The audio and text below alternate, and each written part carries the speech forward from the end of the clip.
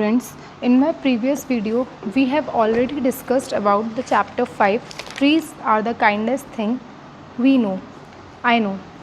Now, in today's video, we will discuss about the textual exercises that is in your book. So, the first thing is word power. Word power का मतलब है अलग अलग words की help से या तो हम उसका मीनिंग जाने या क्या चीज़ कंबाइन होकर क्या बनती है वो देखें. So let's take a look at the first question जो कि है ये. Let's take a look at the question A.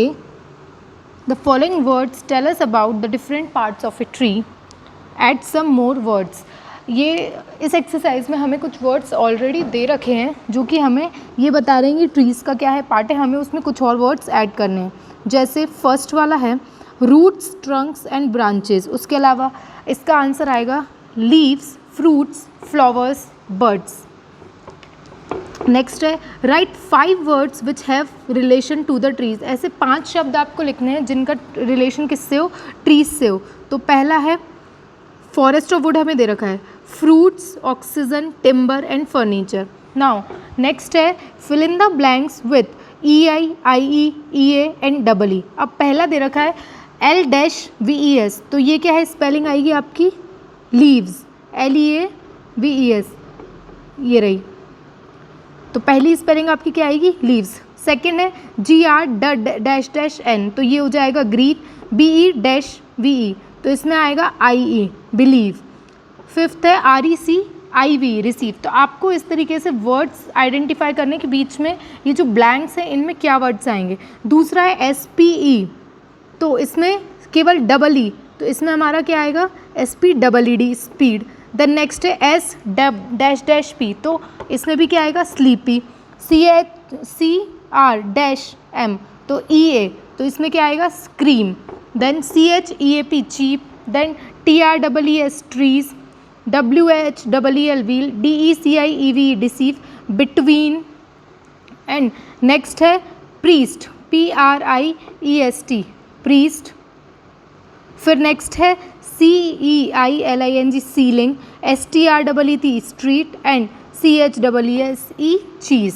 ये तो हो गए आपके वर्ड पावर. नाउ जो नेक्स्ट एक्सरसाइज है वो आपके हैं question answers and complete the following. अब ये जो कॉम्प्रीहेंशन है, कॉम्प्रीहेंशन मतलब जो चैप्टर हम लोगों ने रीड किया है उसके बेसिस पे हमें कुछ क्वेश्चन और आंसर के क्या देने हैं, जवाब. पहला है कंप्लीट द फॉलोइंग स्टेटमेंट्स. पहला, trees are useful because they give us many things such as school, shade, fruits, wood, etc. इसका आंसर ये है.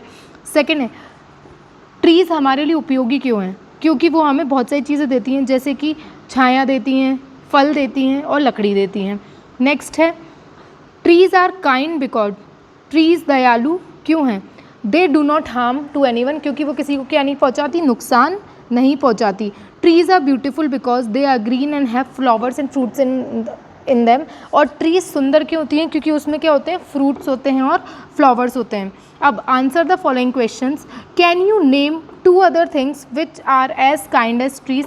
क्या आप पेड़ों के अलावा 2 और चीज़ों के नाम बता सकते हो जो पेड़ों की तरह क्या होते हैं, दयालु होते हैं और जो अच्छी भावना रखते हैं. तो पहली चीज़ है द अर्थ और दूसरी चीज़ क्या है, रिवर. तो पहली हो गई आपकी अर्थ और दूसरी चीज़ क्या हो गई, रिवर. सेकेंड है which lines in the poem tell us about the sun and the sunlight. Chapter में से कौन सी लाइन हमें सूरज के बारे में और सूरज की रोशनी के बारे में क्या दे रही हैं, जानकारी दे रही हैं. तो पहली है they are the first when days begin. ये सबसे पहले, सूरज सबसे पहले निकलते हैं जब दिन उगता है. सूरज सबसे पहले निकलते हैं जब दिन उगता है. और to touch the beams of morning sun, और वो ऐसी चीज़ें जो सबसे पहले क्या है, निकल के आते हैं और अपने आसपास पूरे वातावरण में क्या पहुंचाते हैं, रोशनी पहुंचाते हैं. तीसरा है they are the last to hold the light. और वही जो है सुबह से लेके आखिरी तक क्या होते हैं, रोशनी फैलाते हैं. और जब वो जाते हैं तभी क्या होता है, अंधेरा होता है. When evening change into night. और अंधेरा तब होता है जब शाम क्या होती है, रात में बदल जाती है. तो दिन भर कौन निकला रहता है, सूरज निकले रहते हैं.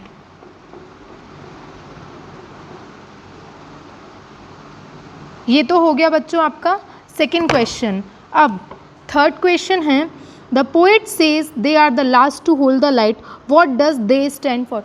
जो कवि हैं वो ये कहना चाहते हैं, वो सबसे ज़्यादा क्या करते हैं, रोशनी को अपने ऊपर पकड़ के रखते हैं, और यहाँ पे वो जो दे हैं वो किसके लिए है, तो आंसर है दे स्टैंड फॉर द ट्रीज।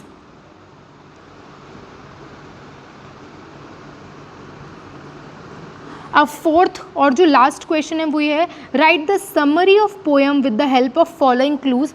आपको ये कुछ क्लूज दे रखे हैं, इसकी हेल्प से आपको क्या है, एक समरी लिखनी है। Dash are the living beings on the earth, they provide dash to dash, they also give us dash and dash, they are the ones who receive the light of the dash and the dash sun। तो trees are the, अब इसमें हम भर रहे हैं, पहले ये जो ब्लैंक है इस ब्लैंक में आएगा trees are the, सेकेंड में आएगा kindest living beings on the earth, they provide cool shade to man and animals, they also give us fruits and wood, they are the ones who receive light of the moon and the sun। तो ये होगा blank. अभी आपकी exercise खत्म हो गई बच्चों। अब आप यहाँ पे एक चीज़ देख रहे हो, लेट्स रीड। जो लेट्स रीड है, लेट्स रीड में आपको एक पोएम दे रखी है एग्जाम्पल के तौर पे। कई बार आपके एग्जाम में भी इस तरीके से पूछ लिया जाता है, जैसे एक पोएम दे दी और आपको अनसीन पोएम या अनसीन पैसेज आता है, आपको आंसर देने होते हैं। द पोएम है, the world is finite, resources are scarce, things are bad and will be worse, coal is burn and gas exploded. जो वर्ल्ड है वो फाइनाइट है। फाइनाइट का मतलब क्या होता है, जो ख़त्म, जिसमें जो रिसोर्सेज हैं वो क्या होते हैं, ख़त्म हो सकते हैं। जैसे अगर आप देखेंगे कोल हुआ, पेट्रोल हुआ, इनका बहुत लिमिटेड स्टॉक ही, ये ख़त्म हो सकता है। रिसोर्सेज आर स्केर्स, स्केर्स मतलब जो भी हमारे पास चीज़ें हैं वो क्या है, कम है, तो हमें उन्हें कम ही मात्रा में यूज़ करना है। Things are bad and will be worse, अभी चीज़ें बुरी हैं और आगे और उससे क्या हो सकता है, बुरा हो सकता है, या स्थितियाँ या परिस्थितियाँ क्या आगे बदल सकती हैं। Coal is burn and gas exploded, हम आजकल कोयला जलाते हैं और गैस का क्या होता है, explosion. Wells are dry, air polluted, जो हमारे कुएँ हैं वो उनका पानी सूख चुका है, और जो हम आज हवा, जो हम ब्रीद इन ब्रीद आउट करते हैं, जो हम लोग पहले के ज़माने के लोग ताज़ी हवा लेते थे, आजकल हम क्या कर रहे हैं, पॉल्यूशन भरे एनवायरनमेंट में रहें। Dust is blowing, trees are uprooted, हर जगह हमें धूल की एक लेयर नज़र आती है और जो पेड़ हैं उन्हें उखाड़ दिया जाता है। Oil is going, ores depleted, हर जगह जो भी यूज़ हो रहा है इतना ज़्यादा बढ़ चुका है, ऑयल हर जगह तेल का ही यूज़ हो रहा है। एंड ओर्स डिप्लीटेड, जो भी हमारे मिनरल्स या ओर्स या मेटल्स हैं उन्हें हम खनिजों को ले चुके हैं। Drains receive what is excreted, जो हमारे यहाँ से नाले होते हैं उनमें हम जो गंदगी छोड़ते हैं, हमारे घर का जो गंदा पानी रहता है वो उनमें जाके मिलता है। Land in sinking, seas are rising, जो धरती है वो क्या हो रही है, वो धीरे धीरे समुद्र में डूबती जा रही है और समुद्र का जो पानी का लेवल है वो बढ़ता चला जा रहा है। Man is far too enterprising, fires will rage with man to fan it, soon we will have a plundered planet. और हमने जो डेवलपमेंट के नाम पे ये सारी चीज़ें करी हैं, आदमी फिर भी जो इंसान है उसे अभी भी बहुत सारी चीज़ों की भूख बाकी है, फिर भी वो आगे ही बढ़ता जा रहा है और जल्दी इसके कारण हम हमारे प्लैनेट को क्या कर देंगे, ख़त्म करने की कगार पे पहुंचा देंगे। तो ये तो थी आपकी एक पोएम जो कि हमने क्या है पढ़ी, जो कि एक अनसीन पोएम है। इस टाइप की पोएम्स आपके पेपर में आती हैं, इसलिए हम इसको कर रहे हैं। इसका पहला क्वेश्चन क्या है जो हमने रीड किया उसके बेसिस पे, choose the right meaning of word finite. Finite का सही मीनिंग क्या होता है, तो फाइनाइट का सही मीनिंग क्या होता है, लिमिटेड, बहुत ही कम मात्रा में। आपको 4 ऑप्शंस दिए गए हैं, लैकिंग, लिमिटेड, गिव अबंडेंस, तो इसका आंसर क्या आएगा, limited. What according to the poet are depleting, poet के अकॉर्डिंग क्या चीज़ जो है जो ख़त्म हो रही है। According to poet our resources, जो भी हमारे पास चीज़ें अवेलेबल हैं वो धीरे धीरे क्या होती जा रही हैं, ख़त्म होती जा रही हैं।